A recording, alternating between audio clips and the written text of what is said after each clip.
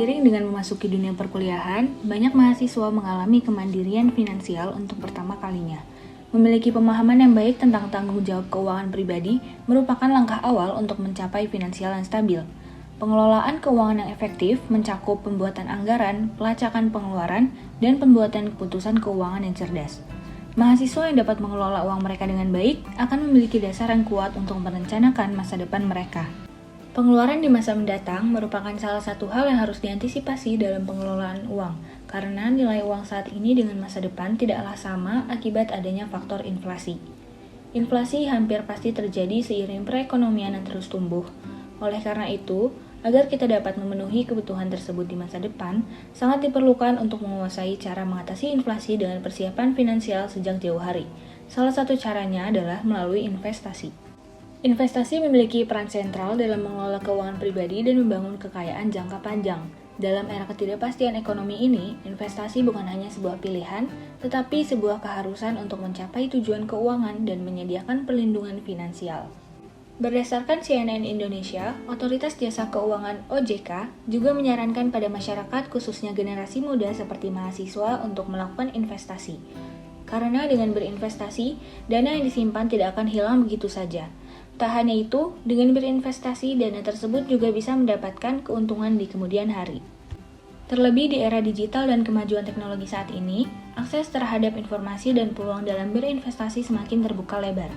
Hal ini akan mempermudah kita sebagai mahasiswa yang seringkali dianggap memiliki keterbatasan finansial dan juga ilmu yang sedikit perihal investasi dapat memanfaatkan teknologi untuk memulai perjalanan investasi mereka. Lalu, apa sih investasi itu lebih lanjutnya? Apa saja ya bentuk-bentuknya? Dan gimana sih tipsnya untuk mahasiswa seperti kita? Yuk kita tonton lebih lanjut.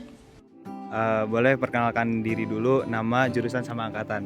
Halo, nama gue Basel dari Ilmu Ekonomi Angkatan 2022. Nama aku Alvaro, Angkatan 23, jurusan Ilmu Ekonomi.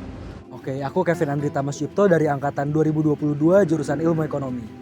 Oke, perkenalin, nama aku Afif dari mahasiswa Ilmu Ekonomi Angkatan 2020. Halo, nama aku Rafa, aku dari Angkatan 2021, aku dari jurusan Ilmu Ekonomi.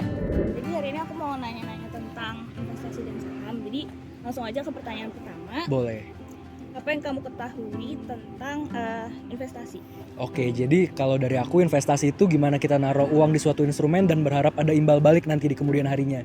Jadi kayak kita kuliah sekarang ini udah termasuk investasi sih sebenarnya. Investasi itu merupakan cara bagi kita untuk meningkatkan nilai dari harta atau uang yang kita miliki. Itu investasi menurut definisi. Kemudian menurut kamu seberapa penting kita harus melakukan investasi dan mengapa? Oke, itu menurut aku juga investasi itu penting banget ya, karena itu kita tuh nggak bisa selamanya kerja, karena ya ujungnya akan ada saatnya kita akan bersenang-senang atas apa yang udah kita kerjakan di dunia ini, atau bisa bilang kita akan bersenang-senang pada ujungnya pas saat kita pensiun nanti, seperti itu. Terus selanjutnya, kamu punya tujuan khusus nggak sih dalam melakukan investasi? Kalau tujuan khusus sih untuk sekarang ini tujuan aku lebih ke belajar tentang pasar modal dan belajar tentang pasar keuangan ya, karena kan nanti jenjang karir aku arahnya bakal ke sana. Jadi buat investasi aku sekarang sih lebih ke belajarnya sih daripada ke hasilnya dulu. Kalau tujuan khusus ya aku sendiri sebenarnya nggak ada tujuan khususnya, tapi karena aku juga lumayan suka mencoba hal-hal baru gitu. Jadi investasi ini merupakan salah satu cara aku untuk belajar juga gitu. Dari segi finansial gitu, gimana cara aku mengelola uang, bagaimana cara market itu bekerja, itu aku juga belajar di investasi.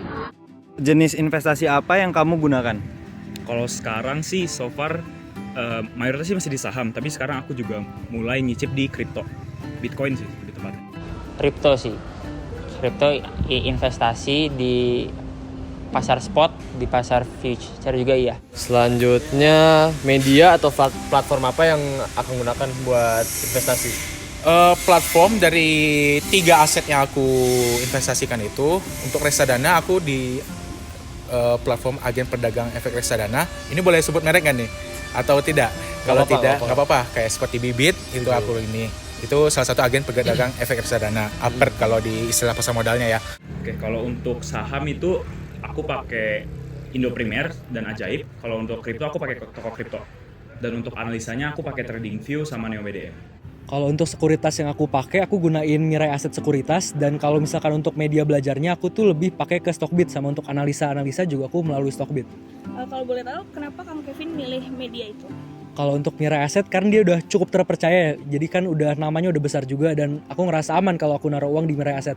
Dan kalau untuk kenapa milih Stockbit buat analisa dan belajar, karena Stockbit ini cukup lengkap dan fitur-fiturnya ini banyak banget, sampai ada bandarmologi juga. Jadi efektif banget buat digunain untuk analisa dan untuk belajar. Karena kripto tuh itu bukan cuman tempat investasi, itu juga terhubung sama teknologi yang sekarang mulai dipakai di banyak negara. Contohnya blockchain dipakai untuk CBDC.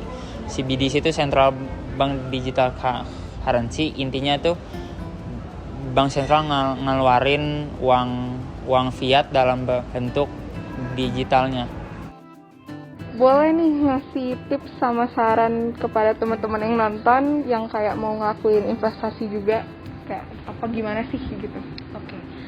Mungkin saran dari aku, mulai aja dulu dari hal-hal kecil, mungkin dari modal yang kecil ataupun dari manapun gitu, dari platform apapun kalian coba aja dulu, dan juga tentuin profil resiko kalian dan waktu untuk investasi kalian itu mau dalam jangka waktu pendek, menengah atau dari jangka panjang, dan juga pilih platform investasi yang menurut kalian itu aman, itu yang udah terdaftar di OJK. Tips pertama, kenali gaya investasi kamu karena tidak semua orang memiliki cara investasi atau tingkat profil risiko yang sama. Kenali profil risikomu.